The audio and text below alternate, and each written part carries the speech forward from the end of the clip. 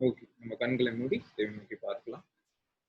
அன்பின் பிதாவே, கர்த்தராகிய இயேசுவின் நாமத்தினாலும் பரிசுத்தாவின் இயக்கத்தினாலும் உங்களுடைய சமூகத்துல வந்திருக்கிற பிதாவே, இப்போது கூட இந்த பைபிள் டிஸ்கஷன்ல நீர் உங்களுடைய கிருபையை எங்க மேல ஊற்றும்படியாக செபிக்கிறோம். உங்களுடைய வார்த்தையின் சத்தியத்தை அறிந்து கொள்ள எங்களுடைய மனக்கண்களை நீர் திறந்துள்ளும்படியாக நான் செபிக்கிறேன். தகப்பனே, கீழ்ப்படியாமைகளை எல்லாம் மாற்றி போடுகிற தேவன் நீர். உங்களுடைய வார்த்தையை அனுப்பி நீங்க விரும்பின காரியத்தை நாங்கள் செய்ய எங்களுக்கு உதவி செய்யுங்கப்பா, பலப்படுத்துங்க. உங்களுடைய வார்த்தையில ஜீவன் இருக்கு, உங்களுடைய வார்த்தையில வல்லமை இருக்கு. இந்த வார்த்தை எவ்வளவோ பேரை மாற்றி இருக்குது, அவங்களுடைய ஜீவனையே மாத்திருக்கு. தகப்பனே, அவங்க சாவுக்கு எதுவான காரியங்களை ஜீவனுள்ள காரியமாக மாத்திருக்கு. பிதாவே, உங்களுடைய கிருபை, உங்களுடைய தயவு தகப்பனே ஒவ்வொருவரையும் தேற்றி வழி நடத்தும்படியாக செபிக்கிறேன். ஜாயின் பண்ணாத ஒவ்வொருவருக்காகவும் நான் கூட செபிக்கிறேன். இயேசுவின் நாமத்துல அவர்கள் ஜாயின் பண்ணும்படியான கிருபையை தான் பலப்படுத்துங்க. நீர் தகப்பனே, அவர்களுடைய ஃபேமிலியில இருக்கிற எல்லா தடைகளையும் நீர் தகர்த்தெறியும்படியாக செபிக்கிறேன். இரும்பு தாழ்பாளர்களை உடைக்கிற தேவன் நீர் தாமே அவர்களுடைய இருதயத்தை ஏவும்படியாக நான் செபிக்கிறேன். இந்த விஷயங்க இயேசுவின் மூலம் செபிக்கிற நல்ல பிதா.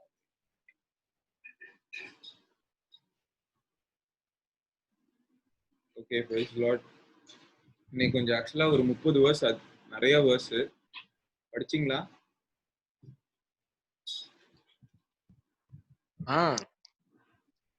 ரொம்ப ஈஸியான ஸ்டோரினா, செம ஈஸியான ஸ்டோரி. சின்ன வயசுல படிச்ச ஸ்டோரி, திருப்பி படிச்ச ஸ்டோரி. டேவிட் படிச்சியா? மியூட்ல இருக்கு டேவிட். ஒரு 5 மினிட்ஸ் கொடுத்துருங்க, அப்படியே படிச்சிடுறேன். நானே சொல்றேன், நான் பேசும்போது கவனி. சரிண்ணா, ஒர்க் இருக்குது, அப்படியே சைட் பை சைடு கவனிச்சுட்டு. சரி, ஓகே, கான்சென்ட்ரேட்டடா கவனி. சரியா? ஒரு நிமிஷம்.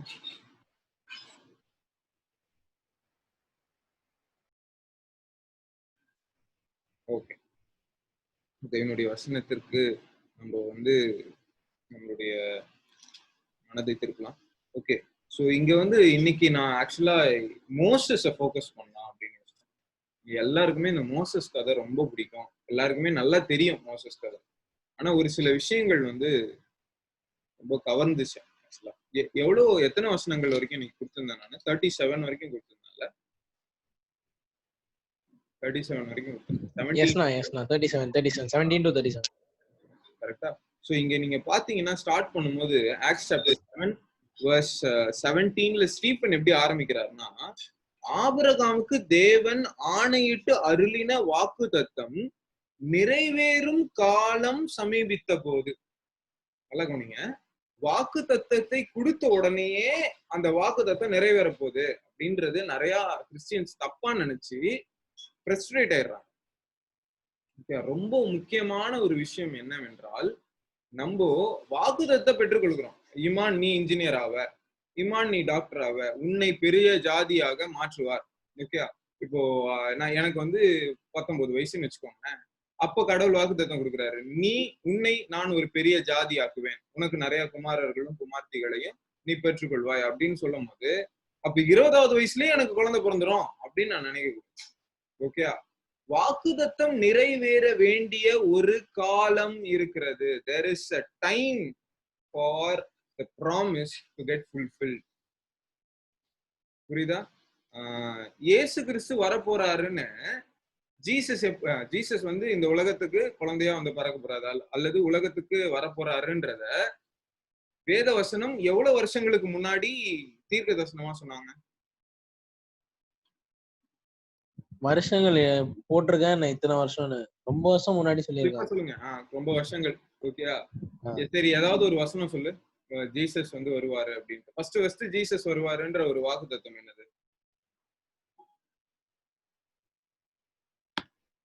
இந்த ஆதியாகமம் 3:15 பார்த்தோம்ல, வந்துச்சா? ஆதியாகமம் 3:15 என்ன போட்டிருக்கோம்? ஸ்திரீயை பார்த்து சபிக்கும் போது சொல்லுவாரு ஜீசஸ், காட் சொல்லுவாரு, என்ன சொல்லுவாரு? உன் வித்துக்கும் அவர் வித்துக்கும் பகை உண்டாக்குவேன். சாரி, ஸ்திரீயை பார்த்து இல்ல, சர்ப்பத்தை பார்த்து சொல்லுவாரு, சர்ப்பமே உன்னோட வித்துக்கும் ஸ்திரீனுடைய வித்து, ஸ்திரீ யாரு?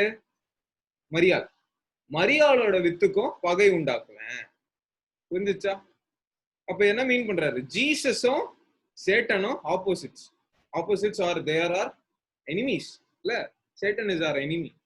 சோ இவங்க 2 பேரும் சண்டை போட்டு அவர் உன்னுடைய தலையை நசுக்குவார் என்பதை முன்னாடியே ப்ராஃபஸியா கடவுள் கொடுத்துட்டாரு. புரிஞ்சிடுச்சா? சோ அப்போ ஜீசஸ் வந்து எப்போ வருவாருன்னு ப்ராஃபஸி வந்துச்சு, ஜெனிசிஸ் 3லயே வந்துச்சு. It was about 4000 years. 4000 years. பைபிள்ல நீங்க கணக்கு போட்டு பாத்தீங்கன்னா ஆதாம் பாவம் செய்த நாள்ல இருந்து ஜீசஸ் வந்த நாள் கிட்டத்தட்ட 4000 years. ஆதாம்ல இருந்து ஆபிரகாம் வரைக்கும் 2200 வருஷங்கள். ஓகேயா? ஆபிரகாம்ல இருந்து நியாயப்பிரமாண காலம் ஆரம்பிக்கும். ஆபிரகாம், ஈசாக்கு, யாக்கோபு இந்த டைம்ல இருந்து இவங்க மோசேஸ் அந்த டைம் வரைக்கும், அந்த டைம் ஸ்டார்ட் ஆகுறதுல அங்க இருந்து நியாயப்பிரமாணத்தின் காலம். அந்த நியாயப்பிரமாணத்தின் காலம் எவ்வளவு வருஷம்? 2000 வருஷம், கிட்டத்தட்ட 2000 வருஷம்.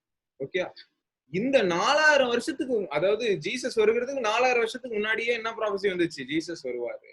அப்போ வாக்கு தத்தம் வருகிறதற்கு ஒரு நேரம், இந்த வாக்கு தத்தம் நிறைவேறுகிறதற்கு ஒரு காலம் இருக்கிறது. புரியுதா? ஒரு வருஷம் வாசிக்கிறீங்களா? சார் வாசிக்கிறியா? கலாத்தியர் 4:6 வாசி. வாசிக்கிறேன். Galatians chapter 4 verse 6.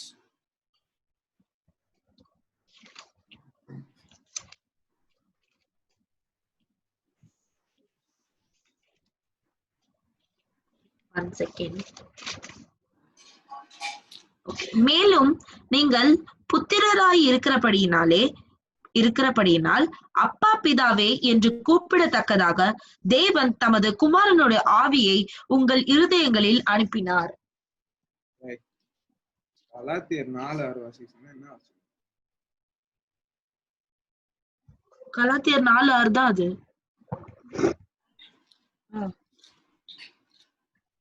சாரி, 4:5. காலம் நிறைவேறின போது ஸ்திரீயின் இடத்தில் பிறந்தவரும் நியாயப்பிரமாணத்திற்கு கீழானவரும் ஆகிய தம்முடைய குமாரனை தேவன் அனுப்பினார். காலம் நிறைவேறின போது, புரிஞ்சுதான் அந்த வேர்டு?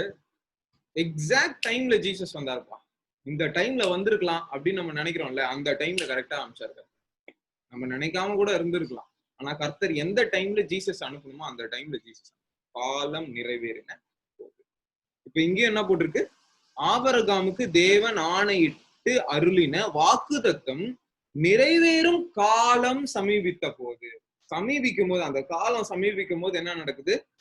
இந்த யோசேப்பை அறியாத வேறொரு ராஜா தோன்றின காலமளவும் ஜனங்கள் எகிப்திலே பழுகி பெருகினார்கள். அப்போ ஆபிரகாமுக்கு என்ன வாக்குத்தத்தம் கொடுத்தாங்க? உன்னை பெரிய ஜாதியாக மாத்துவேன், உன் ஜனங்கள் பழுகி பெருகுவார்கள், நிறைய பேர் வருவாங்க, உனக்கு பிள்ளையே இல்லைன்னு சொன்னீங்க, உன் மூலமாக ஒரு சந்ததியை நான் உருவாக்குவேன். புரிஞ்சிச்சா? இந்த சந்ததியை நீ உருவாக்கும் போது நல்லா கவனிங்க, இந்த சந்ததி வந்து பழுகி பெருகினா தானே சந்ததி உண்டாகும். அந்த பழுகி பெருகிறதுக்கு என்ன வாய்க்கணும்? காலங்கள் வாய்க்கணும். புரியுதா? ஓகே. இப்போ யோசேப்பு எகிப்துல ராஜாக்கு நெக்ஸ்ட் போஸ்ட்ல இருக்காரு. ஓகே, ஜனங்க பழுகி பெறுகிறாங்க, யோசேப்பு இறந்து போயிருக்காரு. ஓகே, யோசேப்பு யாருன்னே தெரியாத ஒரு பார்வோன் வரார். வந்து இந்த ஜனங்க நமக்கு விரோதமா எழும்பி நம்மைய போர் செய்வாங்க, போர் செஞ்சு ஜெயிச்சிருவாங்கன்னு சொல்லிட்டு இந்த ஜனங்களை அடிமைத்தனம் கொடுக்கணும் அப்படின்னு சொல்லிட்டு அந்த ஜனங்களை, நம்ம இஸ்ரேல் ஜனங்களை வேலை வாங்க ஆரம்பிக்கிறாரு, அடிமைத்தனத்துக்குள்ள கொண்டு போறாரு. எவ்வளவு வருஷம் இஸ்ரேலர்கள் அடிமைத்தனத்துல இருந்தாங்க எகிப்து கிட்ட? என்னப்பா எவ்வளவு வருஷம் எகிப்துல? 40 வருஷமா? இந்த 40 வேற ஏதோ வருமா? 430 வருஷம். அதான் நான் ஒரு 0 விட்டேனா? 430 வருஷம். புரியுதா? இதை முன்னாடியே கர்த்தர் சொல்லிட்டாரா இல்லையா? இவங்க ஜனங்க வந்து அடிமைத்தனத்துக்கு போவாங்க எகிப்துல, முன்னாடியே ஆபிரகாமுக்கு சொல்லிட்டாரு. எங்க சொன்னாரு? இந்த பேசேஜ்ல வாசிங்களா?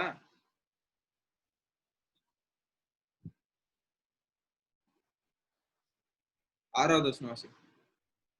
ஆக்ட்ஸ் சாப்டர் 7 verse 6 வாசி. அந்தபடி தேவன் அவனை நோக்கி, உன் சந்ததியார் அந்நிய தேசத்தில் சஞ்சரிப்பார்கள், அத்தேசத்தார் அவர்களை அடிமைகளாக்கி 400 வருஷம் துன்பப்படுத்துவார்கள். 400 வருஷம் யாருகிட்ட சொன்னாரு? யோசேப்பு கிட்ட சொன்னாரு? இல்ல, யார்கிட்ட சொன்னாரு? ஆபிரகாம் கிட்ட சொன்னாரு. ஏன்? Abraham is a friend. கரெக்டா? கலாத்தியர் 4ஆம் அதிகாரத்துல போட்டிருக்கு. Abraham is a friend. God நான் பண்ண போற காரியத்தை முன்னாடி உங்ககிட்ட சொல்றாராப்பா. அந்த அளவுக்கு நம்ம க்ளோஸ் ஆகணும்ல. உன் பிள்ளைக்கு இந்த மாதிரி பிரச்சனை வரும்பா, உன் பிள்ளைக்கு இந்த மாதிரி பிரச்சனை வரும்போது நீ இத பண்ணு. வாட் சொல்லுவார், இப்பவும் சொல்றாரு, நிறைய பேர்கிட்ட சொல்றாரு. நம்ம கிட்டே சொல்லணும்னு கேட்கணும்ல. கடவுள் அப்பதானே சொல்லுவாரு. நம்ம அவரு கூட ஃப்ரெண்ட்ஷிப் ஆகணுமா இல்லையா? ஒரு ஃப்ரெண்டா இருந்தா என்ன பண்ணுவாரு கர்த்தர்? எல்லாத்தையும் ஷேர் பண்ணுவார்ல. நம்ம ஷேர் பண்றதுக்கு அவருக்கு இல்ல, அவருக்கு எல்லாமே தெரியும். ஆனா அவரு நமக்கு ஷேர் பண்ணா நிறைய விஷயங்கள், நமக்கு தெரியாத விஷயங்கள்லாம் தெரிஞ்சுக்கணும் இல்ல. அவைகள் அவரு ஷேர் பண்ணும்போது நமக்கு அவைகள் ஜீவன் தருகிறது. ஏன்னா அவருடைய வார்த்தையே ஜீவன், அவருடைய வார்த்தையே லைஃப் இல்ல. ஓகே, சோ இந்த ஆபிரகாமுக்கு கர்த்தர் முன்னாடியே ஷேர் பண்ணிட்டாரு. இப்ப பாருங்க, 400 வருஷம் முடிஞ்ச பிறகு, ஓகே 400 வருஷம் முடியுதா? இல்ல இல்ல, 360 வருஷமா? 350 வருஷம். 350 வருஷம் முடியுதுப்பா. 350 வருஷம் முடியும் போது இஸ்ரவேல் என்ன பண்றாங்க? ஜெபம் பண்றாங்க. என்ன ஜெபம் பண்றாங்க? இந்த அடிமைத்தனம் எங்களால தாங்க முடியல கடவுளே, எங்களை விடுதலை ஆக்குங்க. எப்போ? 350 வருஷம். இந்த கணக்கு எப்படி நான் சொல்றேன்? பைபிள்ல இந்த கணக்கு 350 வருஷம் இல்ல, எப்படி நான் சொல்றேன்? 350வது வருஷத்துல யார் பிறகுறா? மோசஸ். மோசஸ். இந்த மோசஸ் யாரு?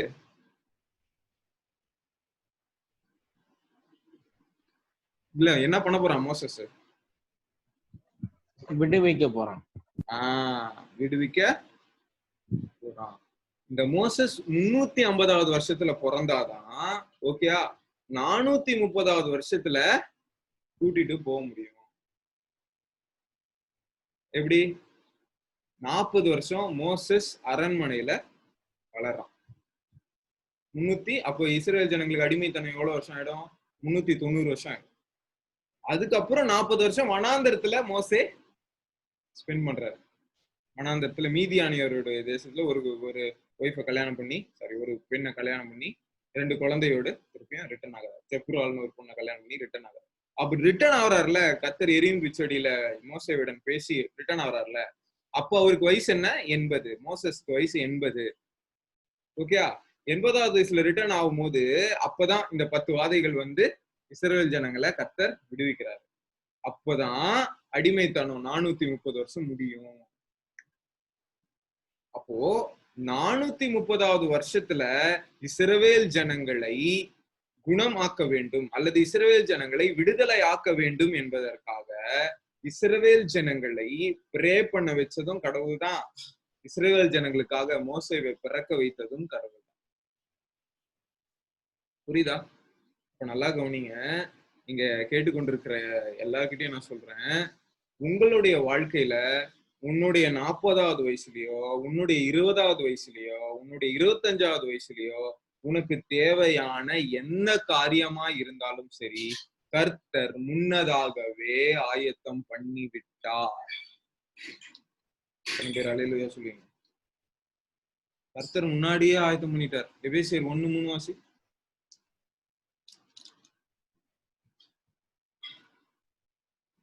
Ephesians chapter 1 verse 3. நம்முடைய கர்த்தராகிய இயேசு கிறிஸ்துவின் பிதாவாகிய தேவனுக்கு ஸ்தோத்திரம். அவர் கிறிஸ்துவுக்குள் உன்னதங்களிலே ஆவிக்குரிய சகல ஆசீர்வாதத்தினாலும் நம்மை ஆசீர்வதித்திருக்கிறார். ஆவிக்குரிய சகல ஆசீர்வாதத்தினாலும் உன்னை ஆசீர்வதித்திருக்கிறார். அஜய், ஷாரன், டேவிட், தீமோத்தே, ஐவன்.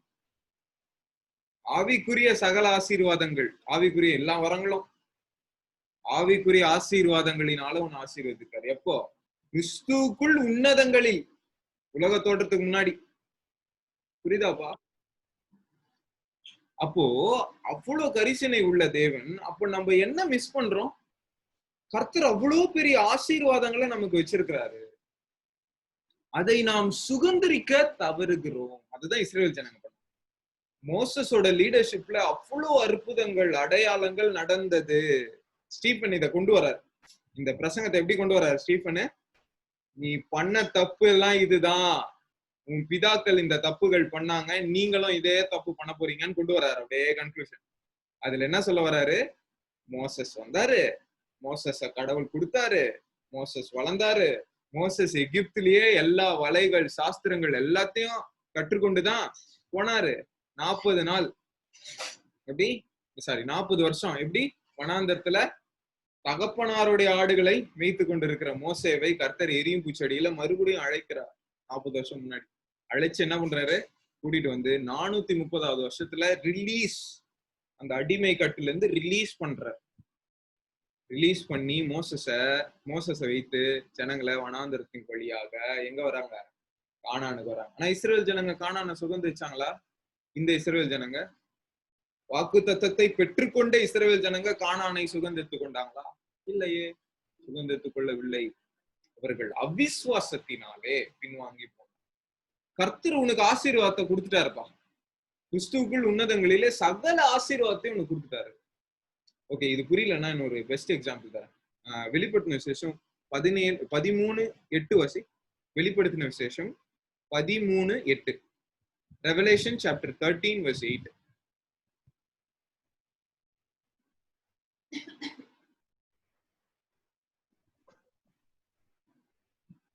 உலக தோற்றம் முதல் அடிக்கப்பட்ட ஆட்டுக்குட்டியினுடைய ஜீவ புஸ்தகத்தில் பேர் எழுதப்பட்டிராத பூமியின் குடிகள் யாவரும் அதை வணங்குவார்கள். உலக தோற்றத்திற்கு முதல் அடிக்கப்பட்ட தேவாட்டுக்குட்டி. அப்போ உலக தோற்றத்துக்கு முன்னாடியே இயேசு கிறிஸ்துவை சிலுவையில் அறைஞ்சிட்டாங்க. எப்படி எப்படி அங்க அந்த வசனம் திருப்பியும் வாசி. உலக தோற்றத்துக்கு உலக தோற்றம் முதல் அடிக்கப்பட்ட ஆட்டுக்குட்டியினுடைய ஜீவ புஸ்தகத்தில் பேர் எழுதப்பட்டிராத பூமியின் குடிகள் யாவரும் அதை வணங்குவார்கள்.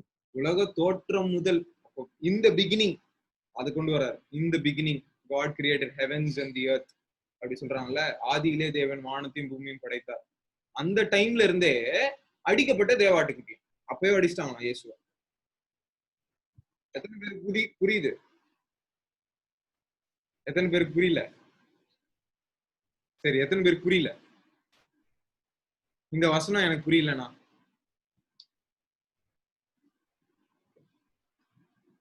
யானை புரிஞ்சுச்சா?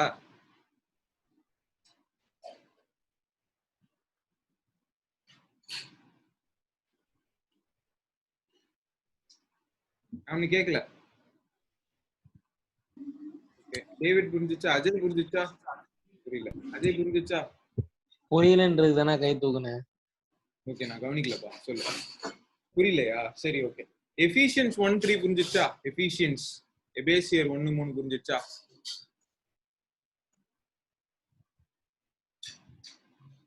எபேசியர் 1:3ன்னா என்னதுன்னு கேக்குறீங்க. ஓகே, எபேசியர் 1:3 உன்னதங்களிலே ஆவிக்குரிய சகல ஆசீர்வாதத்தினாலும் உன்னை ஆசீர்வதித்தார். அஜய் உன்னை ஆசீர்வதித்தார். ஆவிக்குரிய சகல நீ பிறக்கிறதுக்கு முன்னாடியே உன்னை ஆவிக்குரிய சகல ஆசீர்வாதத்தினாலும் ஆசீர்வதிச்சிட்டார். இது புரியுதா? புரிஞ்சுச்சு? ஆசீர்வாதத்தை கர்த்தர் கொடுத்துட்டாரு. இதை பெற்றுக் கொள்ளுகிறதற்கு நாம் என்ன பண்ணணும்? விசுவாசித்து பெற்றுக்கணும். புரியுதா? விசுவாசிச்சு பெற்றுக்கணும். ஓகே, கிருபையினால, அவருடைய கிருபையினால கர்த்தர் நமக்கு ஆசீர்வாதத்தை கொடுத்துட்டாரு. கிருபை கொடுக்கும் எப்பவுமே, ஆசீர்வாதம் வாங்கும். அது அல்லது சாரி, ஆசீர்வாதம் விசுவாசம் வாங்கிக் கொள்ளும், ரிசீவ் பண்ணும். Grace will give, faith will receive. You received it by faith அப்படின்னு சொல்லுவார் ஜீசஸ். எல்லா மிராக்கிள்ஸ்லயும் மார்க் வச்சீங்கன்னா, உன் விசுவாசம் உன்னை ரட்சித்தது. Receive it by faith. புரியுதா? அப்போ இப்ப நல்லா கவனிங்க. இயேசு கிறிஸ்து அடிக்கப்படுகிறது என்னது? நமக்கு ஆசீர்வாதம். அந்த ஆசீர்வாதத்தை கடவுள் என்ன பண்ணாராம்? உலக தோற்றத்துக்கு முன்னாடியே he has predestined it. predestined பண்ணிட்டார். இது நடக்கும், 4000 ஆண்டுகளுக்கு அப்புறம் தான் இயேசு கிறிஸ்து வெளிப்பட்டு அது எக்ஸிக்யூட் பண்ணப்பட்டுச்சு. புரியுதா? இயேசு கிறிஸ்து உலக தோற்றம் முன்னாடியே அடிக்கப்பட்ட ஆட்டுக்குட்டி தான். அவர் அடிக்கப்பட்டவர் தான். அவர் வெளிப்பட்டு அடிக்கப்பட்டதை நாம் பார்த்தது எப்போ? 2000 ஆண்டுகளுக்கு முன்னாடி, அல்லது உலகம் ஸ்டார்ட் ஆகி 4000 ஆண்டுகளுக்கு அப்புறம். புரிஞ்சிச்சா? இப்ப நல்லா கவனிங்க. நீ பிறக்கிறதுக்கு முன்னாடியே கடவுள் உன்னை ஆசீர்வதித்தார். ஆவிக்குரிய வரங்களினால உன்னை ஆசீர்வதித்தார். ஆவிக்குரிய ஆசீர்வாதங்களினால உன்னை ஆசீர்வதித்தார். ஆனா நீ பெற்றுக்கொள்றது எப்போ பெற்றுக்கொள்வ? 50வது வருஷத்துல. எனக்கு 50 வயசு ஆகும்போது நான் ஒரு ஆவிக்குரிய வரத்தை பெற்றுக்கொண்டேன், அல்லது 40வது வருஷத்துல, அல்லது உன்னுடைய வயசு 35 இருக்கும்போது நீ பெற்றுக்கொள்ள. அப்ப எப்ப பெற்றுக்கொள்ற? 35வது வயசுல தான் நீ பெற்றுக்கொள்ள. அப்பதான் ரிசீவ் பண்ற. முன்னாடியே ரிசீவ் பண்ணிருக்கலாமா? ஓகே, இந்த ஆசீர்வாதங்கள்லாம் கடவுள் நம்ம ஆசீர்வதித்திருக்கிறாருன்னு போட்டிருக்கு. என்னென்ன ஆசீர்வாதங்கள் எனக்காக கடவுள் வச்சிருக்கிறாரு அப்படின்றத நான் எப்படி தெரிஞ்சுப்பேன்? இப்ப ஷாரன், உனக்கு கடவுள் உன்னதங்களில ஆசீர்வாதத்தை கர்த்தர் வச்சிருக்கிறார். ஓகேயா? இந்த ஆசீர்வாதத்தை நீ தெரிந்து கொள்ள வேண்டும் என்றால், அல்லது இந்த ஆசீர்வாதத்தை கடவுள் என்ன வச்சிருக்காருன்னு நான் தெரிஞ்சுக்கணும் நீ நினைச்சீன்னா நீ என்ன பண்ண, அல்லது எப்படி உனக்கு அந்த ஆசீர்வாதங்கள் தெரியும்? ப்ரே பண்ணணும். வேற எப்படி கடவுள் எப்படி உனக்கு வெளிப்படுத்துவார்?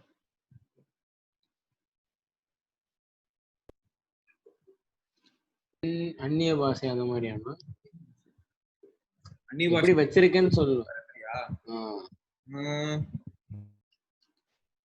கரெக்டா எக்ஸாக்ட் ஆன்சர் வரலையே. சரி வாசி. 1 கொரிந்தியர் 2ஆம் அதிகாரம்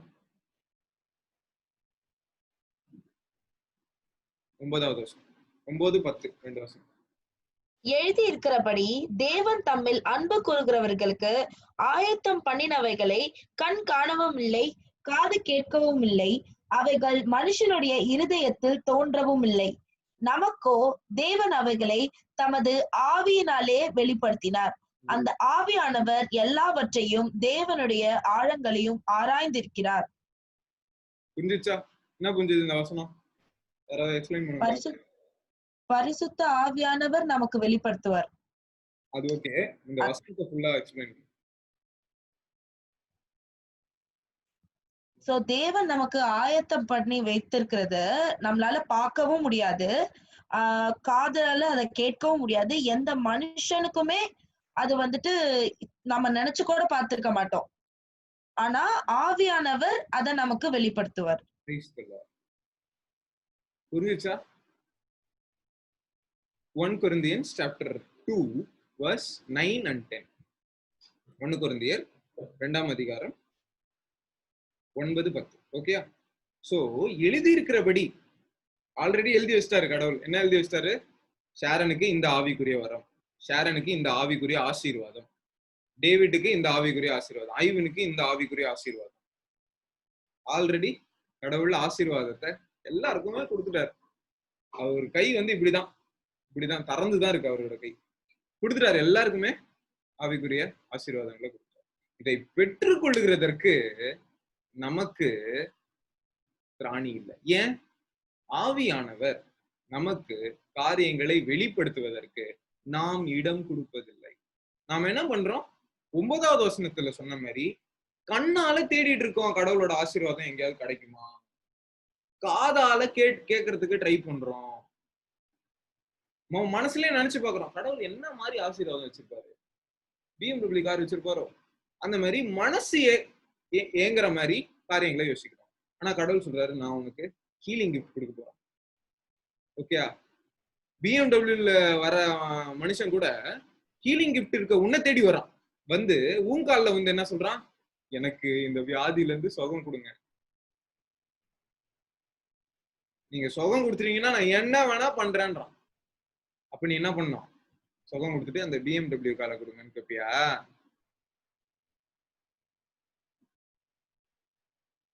அஜய் அதானே யோசிப்ப? அப்படிலாம் இல்லண்ணா. நமக்கு ஏதாவது ஒரு இந்த மாதிரி ஏதாவது கிடைச்சா அதை இலவசமா செய்யணும்னா நம்ம கிடைக்கிற வரங்களை கரெக்டா யூஸ் பண்ணணும். இலவசமா யூஸ் பண்ணணும். ஃப்ரீயா கிடைச்சதை நம்ம ஃப்ரீயா யூஸ் பண்ணணும். நம்ம என்ன பண்றோம்னா, நம்ம கண்ணு, காது, மனசு இது தேடுதுல, இந்த காரியத்தை தான் நம்ம தேடி தேடி இதுதான் தேவனுடைய ஆசீர்வாதம் நினைக்கிறோம். ஆனா கடவுள் உனக்கு மேன்மையான காரியங்களை ஆசீர்வாதமா நீ நினைப்பதற்கும் வேண்டிக் கொள்வதற்கும் மிகவும் அதிகமாய் கர்த்தர் உனக்கு ஆசீர்வாதத்தை கொடுத்திருக்காரு. இதை ஆயத்தம் பண்ணி வச்சிருக்கிறாரு. இதை நீ சுதந்திரிக்க வேண்டும் என்றால் நீ என்ன பண்ணணும்? ஆவியானவர் கூட க்ளோஸ் ரிலேஷன்ஷிப்ல இருக்கும். ஆவியானவருக்கு எல்லாமே தெரியும். அவர் தேவனுடைய உள்ளத்தை ஆராய்ந்து அறிகிறவர். தேவனுடைய ஆழங்களை அறிந்து கொண்ட ஆவியானவர் அவர் தேவன். ஓகே, அந்த ஆவியானவர் கூட நீ க்ளோஸ் ரிலேஷன்ஷிப்ல இருந்தீங்கன்னா ஆவியானவர் உனக்கு காரியத்தை வெளிப்படுத்தி காட்டுவார். He is ready now. He is ready to openly reveal things that God has for you in store. But the problem here is we are not allowing Holy Spirit to come and take over us. I have a doubt. இப்போ இந்த வெளிப்படுத்தினல் அது எனக்கு புரியல. 13:8. So அது எப்படி connect பண்றீங்க? இயேசு கிறிஸ்து. Okay, simple logic. ஓகே, நீ எப்போ பிறந்த? December 31st 1997 or 1996. ஓகே, ஏதோ ஒண்ணு. ஜீசஸ் எப்போ உனக்காக மரிச்சாரு? 2000 years before. பிஃபோரே மரிச்சிட்டாரு. புரியுதா? அப்போ நீ பிறக்கிறதுக்கு முன்னாடியே கடவுள் உனக்கு ரட்சிப்பு கொடுப்பதற்காக அதற்கான ப்ரொவிஷனை ஏற்படுத்திட்டாரு. புரிஞ்சுச்சா? Provision. God created a provision before you were born into this world for you. அதே மாதிரிதான் உலகம் ஸ்டார்ட் ஆகிறதுக்கு முன்னாடியே God provided a solution. If man did a sin, then he need a savior. So I will provide a savior. That savior I have created before the foundation. So savior create பண்ணல, provision he has created before the foundation of the world. புரிஞ்சுச்சா? Okay, இப்போ கிளியரா புரிஞ்சுச்சு. இந்த ஞானம் என்ன சொல்ல வருது? மனிதனுக்கு ஃப்ரீ வில் கொடுத்து நாம் படைக்கிறோம். மனிதன் பாவம் செய்ய முடியும், பாவம் செய்யாமலும் இருக்க முடியும். புரியுதா?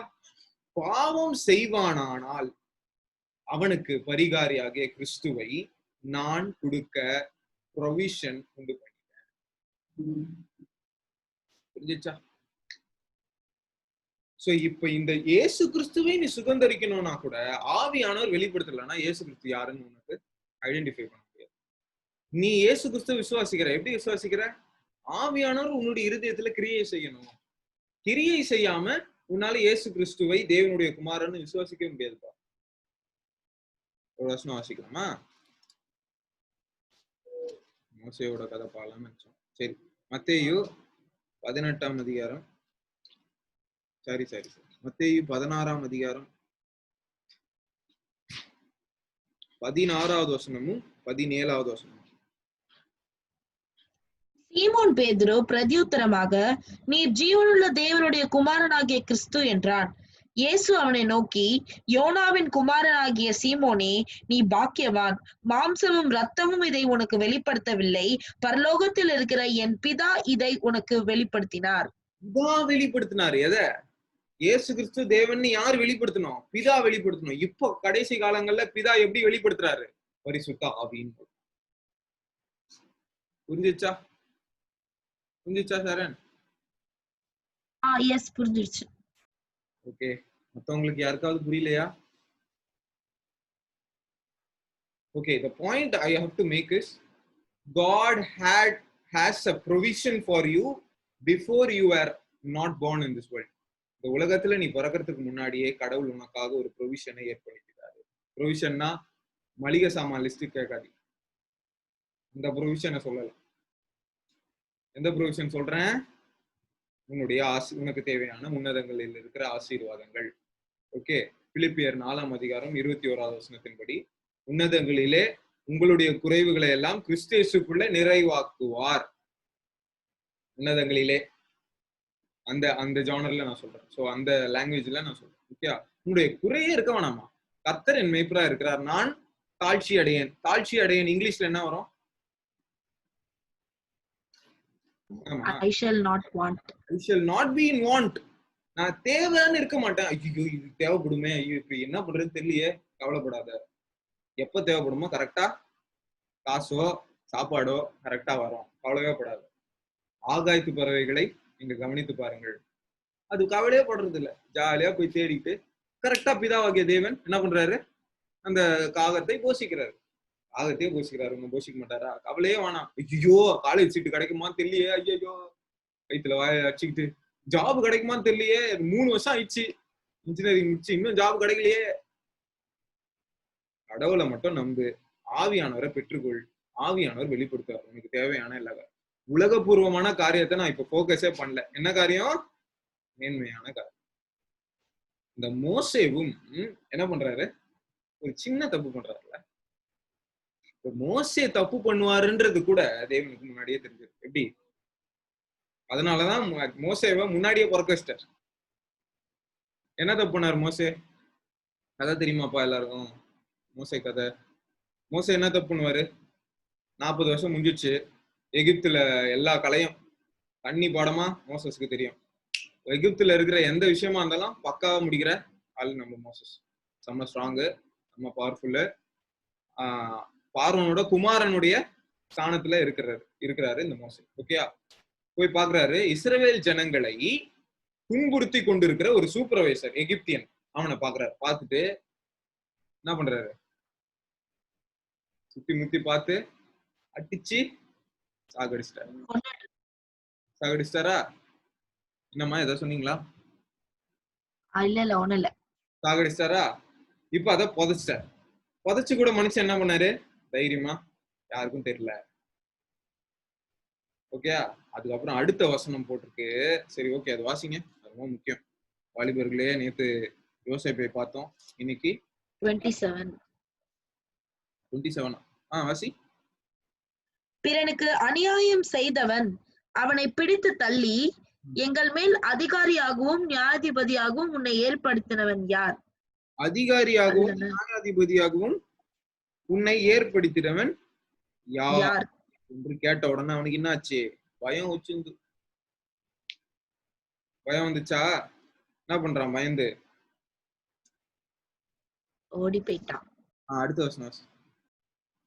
நேற்று நீ அந்த எகிப்தியனை கொன்றது போல என்னையும் கொன்று போட மனதாய் இருக்கிறாயோ என்றான். இந்த வார்த்தையின் நிமித்தம் மோசே ஓடி போய் மீதியான் தேசத்தில் சஞ்சரித்து கொண்டிருந்தான். சஞ்சரிச்சிட்டான். முடிஞ்சிச்சா? The one thing that Moses did was அவசரப்பட்டான். நிறைய நேரத்துல அவசரப்பட்டோம்ல. அந்த ஆட்டிடியூட நான் அஜய் கிட்ட பாக்குறேன். அவசரப்படாது. ஓகே, கடவுள் உனக்கு காரியங்களை செய்வார். கர்த்தர் இடத்துல இருந்து பரிசுத்த ஆவியை பெற்றுக்கொண்டு அவர் சொல்லுகிறதை நாம் செய்வோம். ஓகே, கர்த்தருக்காக நான் எதையோ செய்யறோம், வாஞ்சை இருக்கு, ஐ அண்டர்ஸ்டாண்ட். பட் கர்த்தருடைய சித்தத்திற்கு மாறா அவசரப்பட்டு செஞ்சிடாத, பிரச்சனையாக. புரியுதா? என் ஆபீஸ்ல ஒரு ஸ்மால் ஃபெலோஷிப் குரூப் ஆரம்பிச்சோம்ப்பா. அது மூலமா, அந்த பிரேயர் குரூப் மூலமா நிறைய கேன்சர்லாம், செகண்ட் ஸ்டேஜ், தேர்ட் ஸ்டேஜ் கேன்சர்லாம் ஜெபம் பண்ணி சுகமாக ஆரம்பிச்சிச்சு. அவ்வளவு பெரிய வல்லமையா கர்த்தர் கிரியை செய்ய ஆரம்பிச்சார். புரியுதா? சோ இப்படி பண்ணிட்டு இருக்கும் போது ஒருத்தர் உள்ள வந்துட்டு, ஒரு பெரிய ஹெட், அவரும் கிறிஸ்டியன் தான். ஓகே, உள்ள வந்துட்டு அவர் என்ன பண்ணாரு, இப்போ நிறைய அற்புதம் நடக்குது, எல்லாரையும் கூப்பிடலாம் சொல்லிட்டு எங்க ஆபீஸ்ல அவசரப்பட்டு யாரையோ கூப்பிட ஆரம்பிச்சார். டக்கு டக்கு டக்கு டக்கு டக்கு நிறைய பேர் வந்து ஒரு ஃபெலோஷிப் பெருசா வந்துருச்சு. ஆனா அதுல ஒருத்தர் வந்து, இவங்க நம்ம ஆபீஸ்க்குள்ள இந்த மாதிரி பண்றாங்க, கன்வெர்ட் பண்றாங்க அப்படின்னு சொல்லி இப்ப அந்த மேனேஜரை அந்த டீமை விட்டு வெளியே கொண்டு போய் வேற எங்கேயோ போட்டு அவர் ஒரு ஒப்புக்கு சப்பானியா வச்சுட்டாங்க. So we should not allow அவர் என்ன சொல்றது, நம்மளுடைய சுயத்தை டக்குன்னு முன்னாடி கொண்டு போயிடக்கூடாது. யார் முன்னாடி போகணும்? இயேசு போகணும். பேதுரு அப்படிதான். இந்த பேதுரு வந்து அப்படிதான். நிறைய விஷயத்துல பேதுரு யாரு, முந்திரி கொட்டைன்னு சொல்லுவாங்க சில பேர், சொல்லக்கூடாது நம்ம. பட் அந்த மாதிரி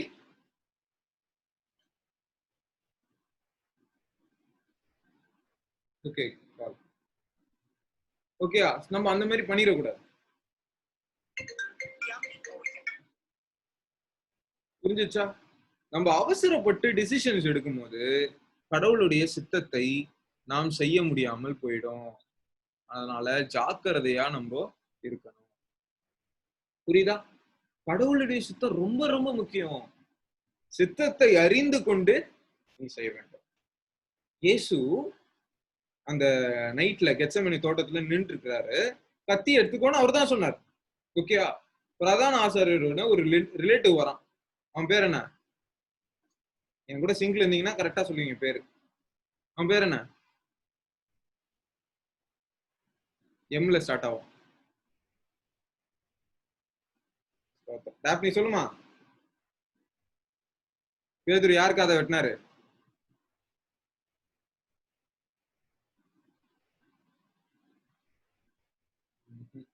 சரி சொல்லு, ஷாரன் சொல்லு.